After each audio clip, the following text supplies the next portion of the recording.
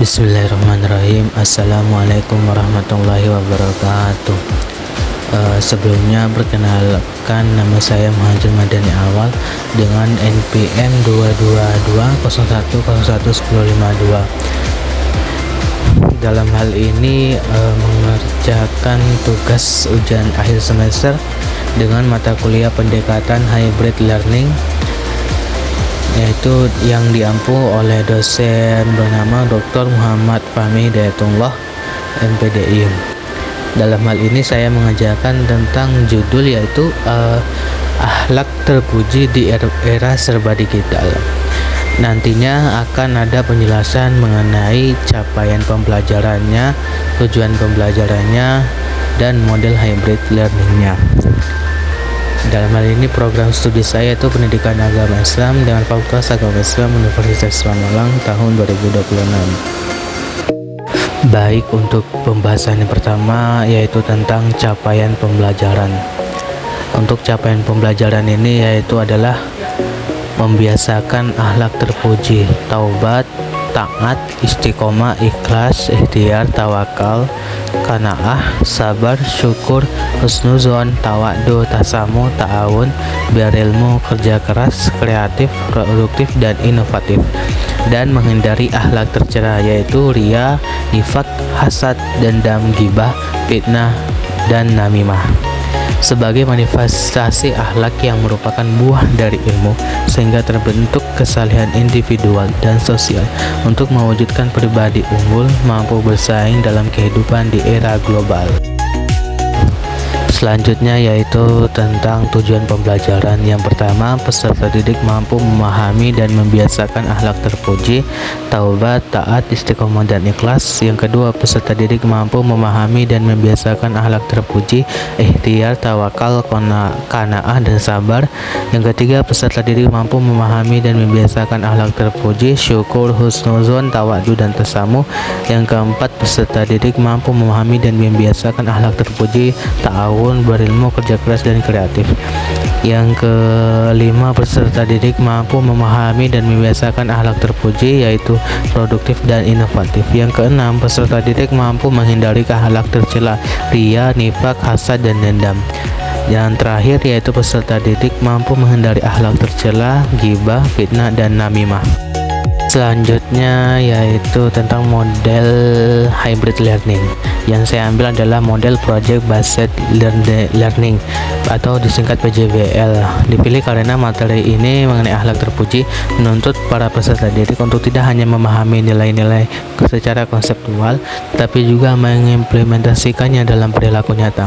Menurut Kemendikbud, PJBL merupakan model pembelajaran berpusat pada peserta didik melalui kegiatan berbasis proyek yang mendorong mereka untuk berpikir kritis, kreatif, dan mampu memecahkan masalah kontekstual.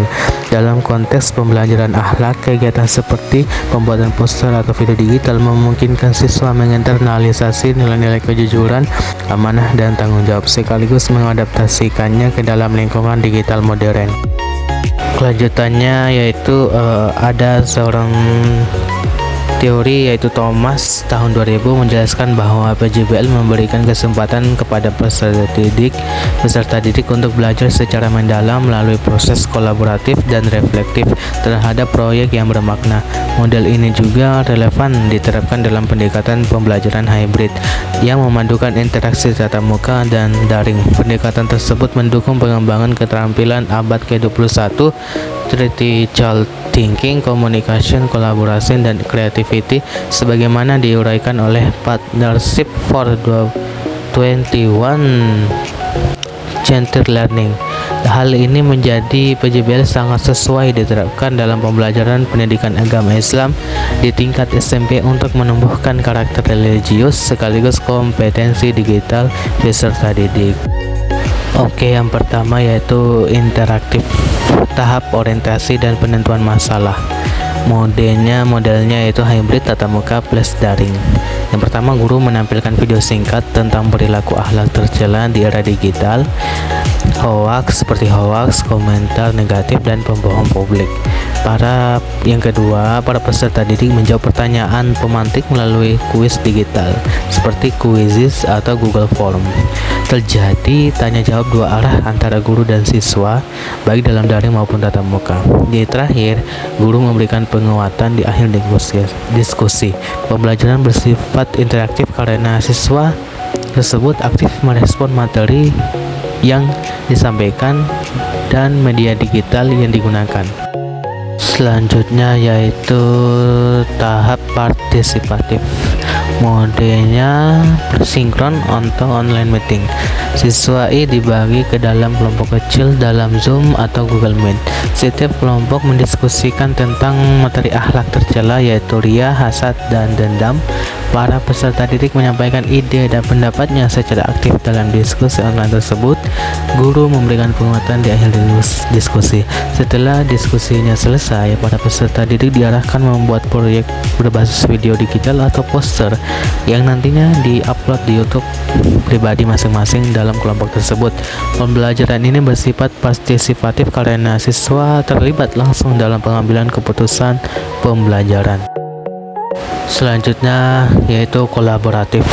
Tahap pelaksanaan proyek kolaboratif. Modenya sinkron atau daring. Guru membuat kelompok terdiri dari 4 orang. Setiap kelompok bekerja sama menyusun proyek, yaitu membuat poster akhlak terpuji, ikhtiar, tawakal, qanaah, dan sabar. Para peserta didik membagi perannya tugas tersebut masing-masing. Ada yang penulis, editor, desain, dan narator. Boleh menggunakan media digital Canva atau Google Docs. Guru memantau dan memberikan umpan balik melalui Google Classroom. Pembelajaran ini bersifat kolaboratif karena siswa diajak bekerja sama, saling membantu, dan bertanggung jawab dalam kelompok. Bagian akhir yaitu tentang kesimpulan. Pembelajaran pendidikan agama Islam pada materi akhlak terpuji di era digital tidak cukup hanya disampaikan melalui penjelasan konsep, tetapi perlu dihadirkan dalam pengalaman belajar yang nyata dan bermakna. Melalui penerapan model project based learning ini berbasis hybrid learning, peserta didik diberi ruang untuk belajar, berinteraksi, dan bekerja sama secara aktif. Pendekatan ini mendorong peserta didik untuk tidak hanya memahami nilai jujur, amanah, dan tanggung jawab, tetapi juga mempraktikkannya dalam kegiatan kolaboratif dan pemanfaatan teknologi secara positif. Proses pembelajaran menjadi lebih interaktif, partisipatif, dan kolaboratif, sehingga nilai-nilai akhlak tidak hanya dipelajari tetapi juga dihidupi dalam keseharian siswa. Dengan demikian, pembelajaran PI berbasis hybrid learning diharapkan mampu membentuk peserta didik yang tidak hanya cakap secara akademik, tetapi juga berkarakter Islami dan siap menghadapi tantangan di era digital. Sekian dari presentasi saya dari awal hingga akhir. Semoga apa yang telah saya sampaikan bermanfaat untuk kita semua, baik guru maupun siswa, baik mahasiswa maupun dosen, dan para akademik lainnya. Sekian dari saya. Terima kasih atas perhatiannya.